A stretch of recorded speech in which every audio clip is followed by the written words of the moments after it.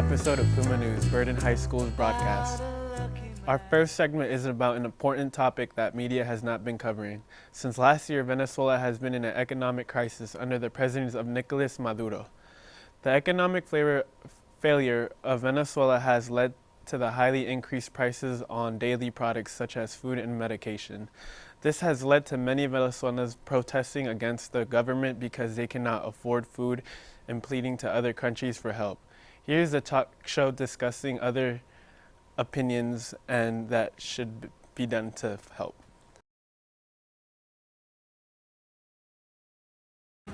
Okay, so we're back in our talk show again, and coming at you with another topic. This time, the Venezuela economic crisis. So basically what's been going on lately is for approximately a year now, Venezuela has been having an economic fail, and in which the government has no stand in it. So the new president, well, actually he's been president for a while, but he doesn't want to step down from his position, and it's been causing a lot of chaos and riots.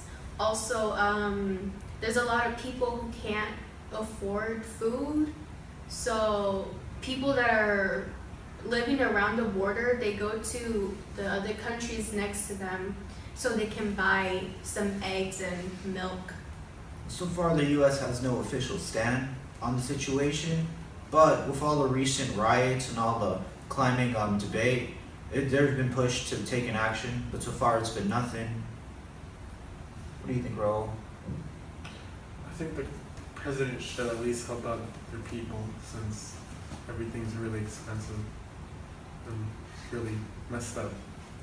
That's the thing, that the president of Venezuela does not want to do anything or step down from his position. This is why people are reacting by making a lot of riots and burning stuff, and basically it's like a fight against the government and the police against the people. It's actually already led to a few deaths. Yeah, it's actually led to about maybe, was it 30 deaths? 30 deaths. About 30 deaths already. And while we're over here in the US, we all feel like we should do something about it, but we don't know what to do. So when we look up to our government, they have no stand in that situation. And actually, I've heard about something, I think Donald Trump said that he doesn't care about what's going on in Venezuela, and he rather let their government deal with it. Because he wants to put America before anything else. But is that really the right thing to do? You have children, women, lots of families suffering. You know what this reminds me of? It reminds me of the Salvadorian War. The Salvadorian Civil War? Yeah. Yeah. It was like the people against the government, all that. So Guerrillas and stuff. Yeah. Yeah, and so... In a bizarre twist, the president has even claimed to have spoken to the now deceased president in the form of a bird. Yeah, so the new president of Venezuela actually said that he's spoken to the last president, Hugo Chavez, while he was deceased. Yeah. You know, so honestly, I don't think this president is suitable for this position, and I think he has some mental issues. If anything, it's unstable for the country and its people. Of course, definitely. Like, a lot of people over there are starving. Like, a carton of egg costs like $75, you know, and people can't afford them. That's why people are struggling. I've seen a video a few weeks ago about this mother who stood in front of a tank. No, this YouTube video, a mother posted a video how she was pleading, she was asking for the US to do something about it because she can't afford to give her children food. So what she can't afford is basically like maybe a chicken just for like 1 month, and that's all, not even any medicine or anything like that. So when you have this many people who are starving and like angry, you know, it's going to lead to even more chaos. And so far, the death rates are not that bad. They're pretty bad, but you know, it can get way worse if we do nothing about it now. And if our president's going to continue taking the stand where it's like, oh, it should be America before anything else, you know, that's terrible. You're basically like ignoring these people and telling them to, you know, like, just deal with it. Yeah. So, we made this video just to let Bring you guys awareness. aware you guys and just let you know what's going on, and share this video as many times as you can and help spread out the word so we can actually do something and capture the government's attention so they can take an action on it. Yeah. Alright then, so that concludes our video. Final thoughts? Bro? So what I'd say. Alright, Natalie? No, I said everything. Well, I think that's all, folks. Alright then, see you Next time. maybe. Probably not.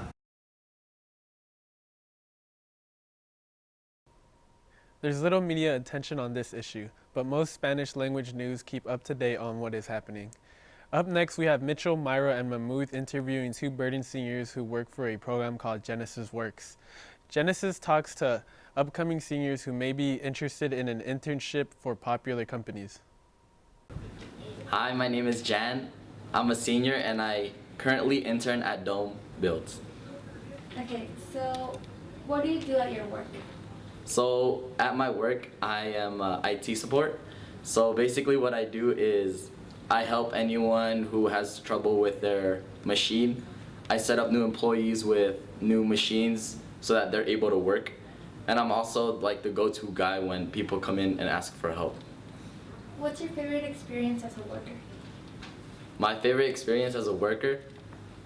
I'd say it's meeting the new people at the workspace, because there's so many different types of people that are there. It's not just one specific group. It's many people with different experiences. So I like to learn from them too. Is there anything you want to say for upcoming Genesys workers? So for upcoming Genesys Works people, try to meet your deadlines on time. You guys don't want to be that person who's late and has to scramble everything just to get through. I know because I'm kind of one of those people. So listen to me when I say keep up with the deadlines. You do not want to miss them. All right, my name is Joshua. I'm a senior and I work with SFMTA with Genesys Works. So what do you do at your work? At work, I make maps and I do a lot of legislation. So what's your favorite experience as a worker? The engineering side of working is really fun because I get to go out to the field and make measurements. Is taking 4 classes a day easy for you? Taking 4 classes a day is actually really easy because there's less stuff to manage, less homework, and sometimes at work you don't have to stress a lot because it's just kind of straightforward.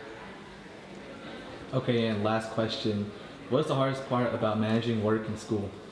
The hardest thing about managing work and school is that whenever there's a group projects coming up, you can't really work with the group because there's no time, because you just got to go straight to work right after lunch, and if you're late to work, you kind of get screwed over, and you screw over your team too because you don't have time after work because it's already nighttime. Talk to your counselor to find out how to apply for Genesys Works program next fall. So as you know, the seniors are graduating soon. Our next story features some members of class of 2017, advice to juniors and other lowerclassmen. If you want to join them in graduating, you need to follow these steps.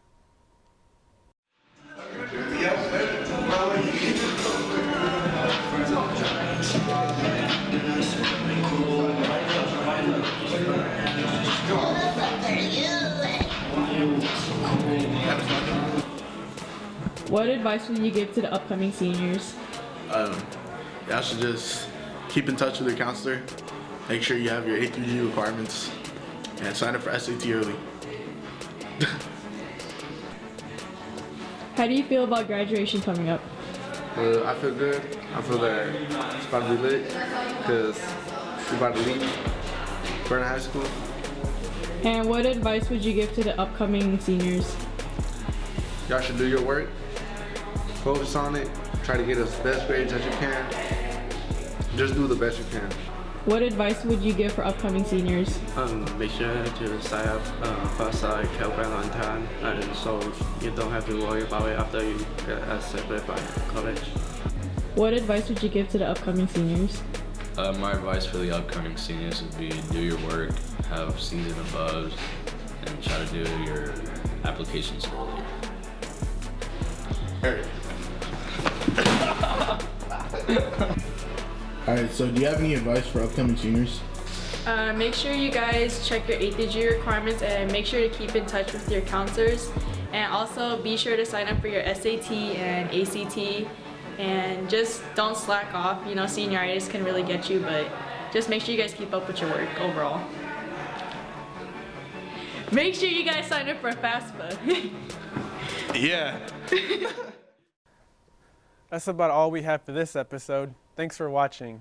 See you next time on Puma News. Subscribe to our channel and follow us on Twitter at Burton Arts Media.